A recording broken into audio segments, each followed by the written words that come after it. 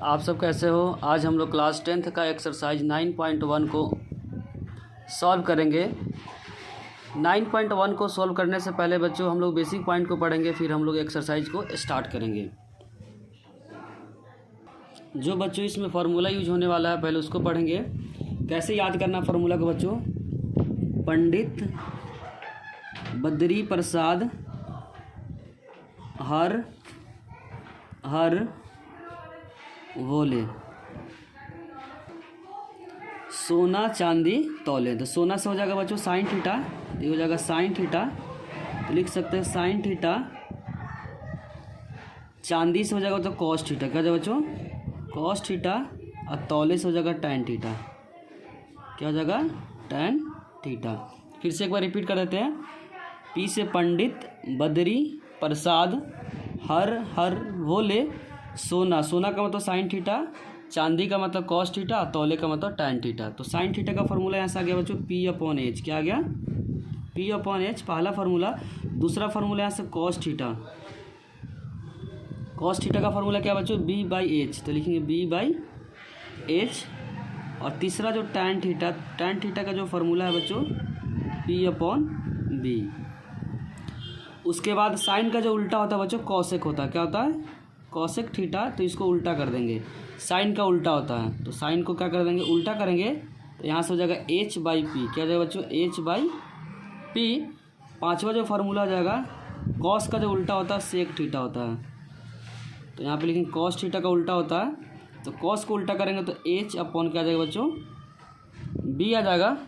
और 6 फार्मूला है टैन का उल्टा कॉट थीटा होता है, तो कॉट थीटा इक्वल हो जाएगा 1 upon tan theta.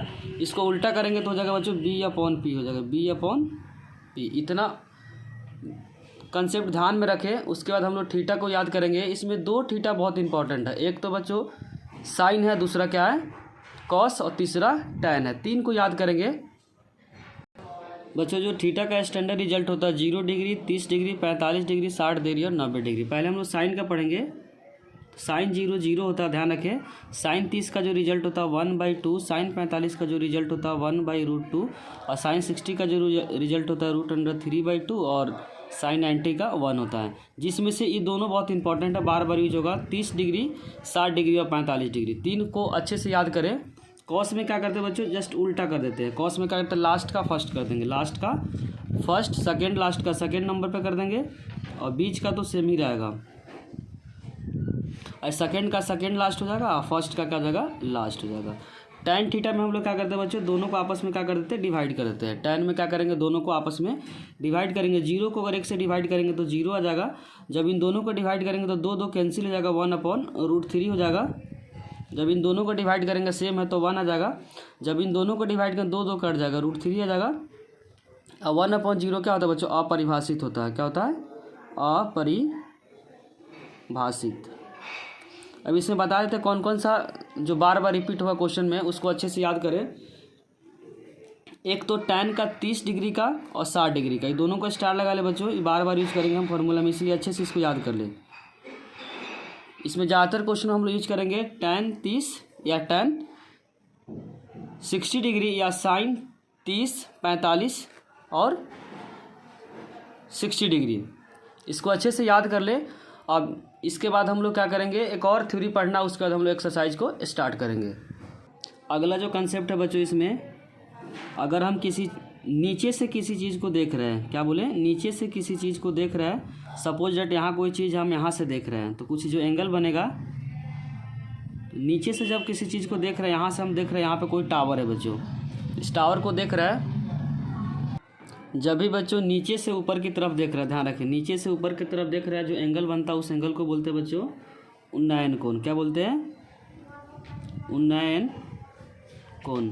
Suppose that बच्चों हम पृथ्वी पे है, किसी टावर को देख रहे हैं, तो नीचे से जब किसी चीज़ को ऊपर को देखेंगे तो जो एंगल बनेगा हॉरिजॉन्टल से, उस एंगल को बोलते हैं बच्चों उन्नयन कोण। ध्यान रखें।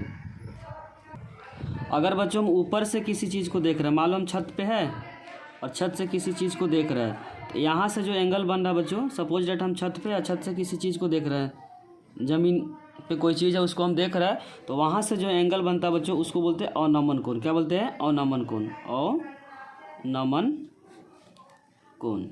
इसमें ध्यान रखना है कि जब नीचे से ऊपर कोई चीज़ को देखते हैं तो जो कोण बनता है उसको बोलते हैं उन्नयन कोण, और ऊपर से जो नीचे, ऊपर से अगर किसी चीज़ को नीचे की तरफ देख रहा है तो वो जो कोण बनता है उसको बोलते हैं अवनमन कोण। अगर ये अवनमन कोण है तो बच्चों ये भी क्या होगा, अवनमन कोण हो जाएगा ये वाला एंगल, क्योंकि हम लोग पढ़े एकांतर अंतःकोण क्या होता है, बराबर होता है। तो ये भी कोण क्या जाएगा, अवनमन कोण होगा, जो हम लोग क्वेश्चन में इसका यूज करेंगे, अवनमन कोण। अगर इतना अच्छे से समझ में आ गया तो हम लोग अब एक्सरसाइज को स्टार्ट करेंगे। तो छोटा सा और थ्योरी बच्चों उसको भी डिस्कस कर लेते हैं। अगर राइट एंगल में बच्चों जो भी फार्मूला हम लोग लिखे हैं सब राइट एंगल के लिए वैलिड है। ये 90 है, मान लेते ए है और ये क्या है, बी है और क्या है, सी। अगर बच्चों हम लोग सी से देख रहा है, किससे देख रहा है, सी से। सी से देखने पर जिधर से बच्चों देखते हैं उसके सामने वाला पी होता है, ध्यान रखना। पी को हम लोग बोलते हैं लंब, क्या बोलते हैं बच्चों, पी, जो बार बार हम क्वेश्चन में यूज करेंगे। और 90 के सामने वाला हमेशा एच होता है, जिसको हिंदी में बोलते हैं कर्ण, क्या बोलते हैं, कर्ण। अब बचा हुआ पार्ट क्या होता है, हमेशा आधार होता है, जिसको हम लोग बेस बोलते हैं, क्या बोलते हैं बच्चों, बेस। शॉर्ट में क्या लिखेंगे, बी। तो ध्यान इसमें रखना, जिधर से देखेंगे उसके सामने वाला पी होता है, 90 के सामने वाला एच होता है, अब बचा हुआ पार्ट क्या होता है, आधार होता है। अगर इसी में बच्चों हम ऊपर से देखेंगे, सपोज डेट यहाँ से देखते हैं, जैसे ए है, ये बी है और सी है और ये 90 है। तो अगर ए से देखेंगे तो क्या चेंज आएगा, ए से देखने पर, ए से देखेंगे बच्चों तो सामने वाला क्या हो जाएगा, पी हो जाएगा, सामने वाला पी जिसको बोलेंगे लंब, तो ये हो जाएगा लंब। और 90 के सामने कर्ण हो गया जिसको बोलेंगे एच, अब बचा हुआ पार्ट क्या है, आधार, जिसको बोलेंगे बेस। इस दोनों में फ़र्क क्या है बच्चों, हमेशा लंब और आधार में क्या होता है, चेंज होता है। जैसे यहाँ पे लंब ऊपर में है और यहाँ पे लंब क्या है, नीचे में। आधार इधर नीचे है तो इधर ऊपर है। तो ध्यान रखें, लंब और आधार आपस में क्या होता है, चेंज होता है। कर्ण में कोई भी चेंज नहीं आता है। अब हम लोग स्टार्ट करेंगे क्वेश्चन नंबर 1 को। क्वेश्चन नंबर फर्स्ट में बच्चों गिवन है, सर्कस का एक कलाकार एक 20 मीटर लंबी डोर पे चढ़ रहा है जो अच्छी तरह से तनी हुई है और भूमि पर सीधे लगे खंभे के शिखर से बंधा हुआ है। यदि भूमि स्तर के साथ डोर द्वारा बनाया गया कोण 30 डिग्री है तो खंभे की ऊंचाई ज्ञात कीजिए। फिगर बच्चों गिवन है 9.11। यहाँ पे जो धागे की लंबाई है 20 मीटर और एंगल कितना बच्चों, 30 डिग्री है। तो निकालना क्या है, ऊंचाई ज्ञात करना है। ध्यान रखें बच्चों, थीटा के सामने वाला क्या होता है, हमेशा पी होता है। थीटा के सामने वाला पी होता है, 90 के सामने वाला एच होता है, बचा हुआ पार्ट क्या होता है, बी होता है। तो हम लोग को इसमें ऊंचाई निकालना मतलब ए बी निकालना है। इस फिगर में क्या निकालना बच्चों, ए बी ज्ञात करना है। इसमें बच्चों गिवन क्या है, 90 के सामने गिवन है, इसका मतलब कर्ण गिवन है। एच गिवन है, हिंदी में क्या बोलेंगे, कर्ण गिवन है। क्या गिवन है बच्चों, कर्ण गिवन है। निकालना क्या है, थीटा का सामने वाला पी निकालना है। तो हम लोग देखेंगे बच्चों किस फार्मूला में पी और एच आता है, उसी फार्मूला को हम लोग क्या करेंगे, अप्लाई करेंगे।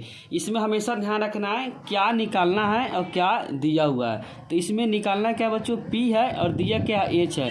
तो हम लोग देखेंगे पी और एच किस में, कौन से फार्मूला में पी और एच आता है बच्चों। तो साइन थीटा में क्या आता है, पी और एच आता है। तो हम लोग अप्लाई करेंगे साइन थीटा, और उसमें जो साइन थीटा में जो थीटा गिवन है बच्चों 30 डिग्री, तो साइन थीटा का जो रिजल्ट है 30 डिग्री पे 1/2। तो हम लोग ये दोनों को क्या करेंगे, यूज करेंगे। तो लिखेंगे साइन थीटा इक्वल में P upon H.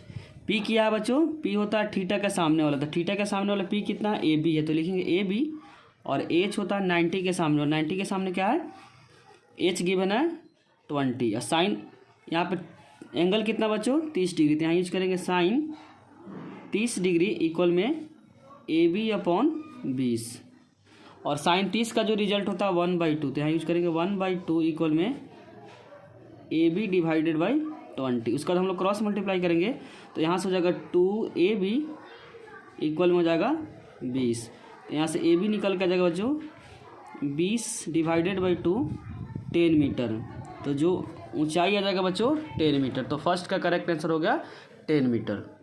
Question number 2 में बच्चों गिवन है, आंधी आने से एक पेड़ टूट जाता है और टूटा हुआ भाग इस तरह से मुड़ जाता है कि पेड़ का शिखर, शिखर का मतलब सबसे ऊंचा वाला पार्ट होता है, ज़मीन को छूने लगता है और इसके साथ 30 डिग्री का कोण बनाता है। पेड़ के पाद, पाद का मतलब बच्चों होता है बेस बिंदु होता है, बेस होता है, ध्यान रखने। बिंदु की दूरी जहाँ पेड़ का शिखर ज़मीन को छूता है वो 8 मीटर पे है। जो ज़मीन का ऊपर वाला जो शिखर है बच्चों, जो ज़मीन को जो टच कर रहा है उतना दूरी बेस से, पाद का मतलब होता है बेस, बेस से कितना दूरी पे गिरा हुआ, 8 मीटर पे गिरा हुआ। तो बताना है पेड़ का ऊंचाई। इसमें सबसे जो इम्पोर्टेंट है बच्चों डायग्राम। बच्चों मान लेते हैं कि क्या है, पेड़ है,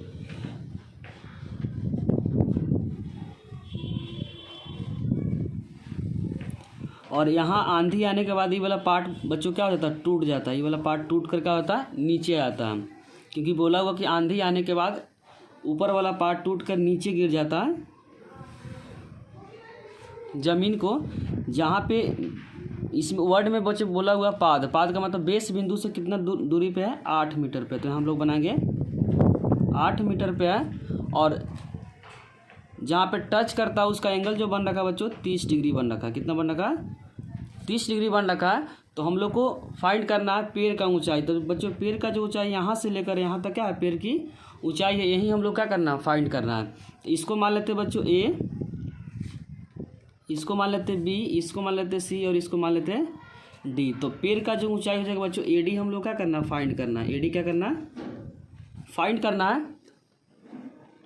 ध्यान रखें बच्चों, ई वाला दूरी क्या होगा, बराबर होगा, क्योंकि ऊपर वाला पार्ट ही क्या हुआ है, नीचे आकर गिरा हुआ है। तो इसका मतलब यही डिस्टेंस क्या होगा, दोनों बराबर होगा, क्योंकि ऊपर वाला पार्ट नीचे आकर क्या हुआ, गिरा हुआ है। अब हम लोग इस डिस्टेंस को क्या कर देंगे, जोड़ देंगे, तो पेड़ की ऊंचाई निकल जाएगा। तो अब यहाँ से देखेंगे बच्चों थीटा, जैसे पहला बार में हम लोग क्या निकालेंगे, ए सी निकालेंगे। तो थीटा के सामने क्या होता है बच्चों, पी है, और दिया क्या है, बी है। बी क्या है, गिवन है। थीटा के सामने पी हम लोग को निकालना है, और बी क्या है, गिवन है। तो पी और बी किस फार्मूला में आता है बच्चों, टैन में आता है। तो हम लोग यूज करेंगे टैन थीटा। तो लिखेंगे टैन। इसमें हम लोग बार बार यही कंसेप्ट यूज करेंगे, क्या दिया हुआ है, क्या निकालना है। तो इसमें जैसे हम लोग को निकालना ए सी है, तो थीटा के सामने वाला क्या होता है, पी है, और दिया क्या है, बी है, क्योंकि 90 के सामने हमेशा क्या होता है, एच होता है, ध्यान रखें। तो पी और बी किस में आता है, टैन में आता है, इसीलिए हम लोग टैन अप्लाई करें। तो टैन 30, एंगल कितना बच्चों 30 है, जिसका फॉर्मूला होता है पी अपॉन बी होता है। टैन 30 का रिजल्ट अभी जस्ट लिखा है बच्चों 1/√3। पी होता है सामने वाला, था सामने वाला क्या बच्चों, क्योंकि इस ट्रायंगल में जो लेंथ है ए सी को रिप्रेजेंट कराते हैं। यहाँ लिखेंगे A C divided by base कितना 8, तो हम लिखेंगे 8। अब यहाँ से क्या करेंगे, क्रॉस मल्टीप्लाई करेंगे, तो √3 ए सी इक्वल में हो जाएगा 8, और ए सी यहाँ से निकालेंगे तो हो जाएगा 8 डिवाइडेड बाई √3। इसको हम लोग इक्वेशन फर्स्ट मान लेते हैं। अब बच्चों एच निकालने के लिए हम लोग क्या करेंगे, यहाँ से थीटा एट पी तो निकल गया। अब यहाँ इसमें देखेंगे तो क्या दिया, बी दिया हुआ, एच क्या करना है, निकालना है। तो बी और एच किस में आता है बच्चों, कॉस में आता है। तो हम लोग लिखेंगे, ट्रायंगल का नाम लिख देते हैं, ट्रायंगल का नाम क्या, ए बी सी। तो यहाँ पे भी लिख देंगे ट्रायंगल ए बी सी। फिर से उसी ट्रायंगल का यूज करेंगे, ए बी सी। इस बारे में बच्चों क्या दिया, बी दिया हुआ, और एच क्या करना, फाइंड करना है। तो बी और एच किस में आता है, कॉस में आता है। तो अप्लाई करेंगे कॉस 30 डिग्री का फॉर्मूला होता है बच्चों बी बाई एच। कॉस 30 का जो रिजल्ट होता है √3/2। बी कितना गिवन है 8, और एच हम लोग को निकालना। एच क्या बच्चों, एच का बी सी है, एच क्या यहाँ पे बी से लेकर सी है, तो यूज करेंगे बी सी। अब उसके बाद क्या करेंगे, क्रॉस मल्टीप्लाई करेंगे। तो यहाँ से क्रॉस मल्टीप्लाई करेंगे तो जो रिजल्ट आएगा √3 बी सी, ऐसे क्रॉस मल्टीप्लाई किए, इक्वल में हो जाएगा बच्चों 8 2 जा 16। और यहाँ पे बी सी क्या है, साथ जो नंबर मल्टीप्लाई में हो जाएगा तो उधर हो जाएगा डिवाइड में, तो लिखेंगे 16 डिवाइडेड बाई √3। इसको इक्वेशन फर्स्ट मानेंगे। अब पेड़ की ऊंचाई में क्या क्या आएगा बच्चों, तो लिखेंगे पेड़ की ऊंचाई। तो पेड़ की ऊंचाई में दिखा देते बच्चों, पेड़ की ऊंचाई में क्या क्या आएगा, एक तो ए सी आएगा, ए सी प्लस सी डी। तो लिखेंगे A C plus C D, A C plus C D. A C D को क्या लिख सकते हैं बच्चों, बी सी लिख सकते हैं। यहाँ ब्रैकेट में लिखना पड़ेगा सी डी इक्वल में बी सी। इसका रीजन बताया तो बच्चों, सी डी और बी सी आपस में बराबर क्यों है, क्योंकि ऊपर वाला पेड़ का ऊपर वाला पोर्शन टूट कर क्या हो गया, नीचे गिर गया हो। तो जितना लेंथ बच्चों सी डी का होगा उतना ही लेंथ किसका होगा, बी सी का होगा। कितना होगा, बी सी का। वही कंसेप्ट हम लोग क्या यूज किए हैं। ए सी का रिजल्ट बच्चों हम लोग निकाले 8 डिवाइडेड बाई √3। तो यूज करेंगे 8 डिवाइडेड बाई √3। और बी सी का रिजल्ट क्या है, 16 डिवाइडेड बाई √3। नीचे का नंबर बच्चों सेम रहता है तो ऊपर को डायरेक्ट हम लोग क्या करते हैं, प्लस करते हैं। तो 8 + 16 जब ऐड करेंगे तो हो जाएगा 24 डिवाइडेड बाई √3। जब भी बच्चों नीचे रूट में रहता है तो क्या करते हैं, परमीकरण करते हैं। तो ऊपर भी क्या हो जाएगा √3 और नीचे भी क्या हो जाएगा √3। तो यहाँ से हो जाएगा 24 √3 और √3 को √3 से मल्टीप्लाई करेंगे तो रूट क्या हो जाएगा, हट जाएगा। तो 3 से 24 कट जाएगा 8 नंबर पे। तो यहाँ से जो पेड़ का ऊंचाई आ जाएगा बच्चों 8√3 मीटर हो जाएगा, जो पेपर के पॉइंट ऑफ व्यू से बहुत ही इंपॉर्टेंट है। और बच्चों वीडियो अच्छी लगी हो तो लाइक, कमेंट और सब्सक्राइब करना चैनल को ना भूलें। कोई भी डाउट हो तो कमेंट सेक्शन में ज़रूर लिखें और दोस्तों से शेयर करना भी ना भूलें। Thank you.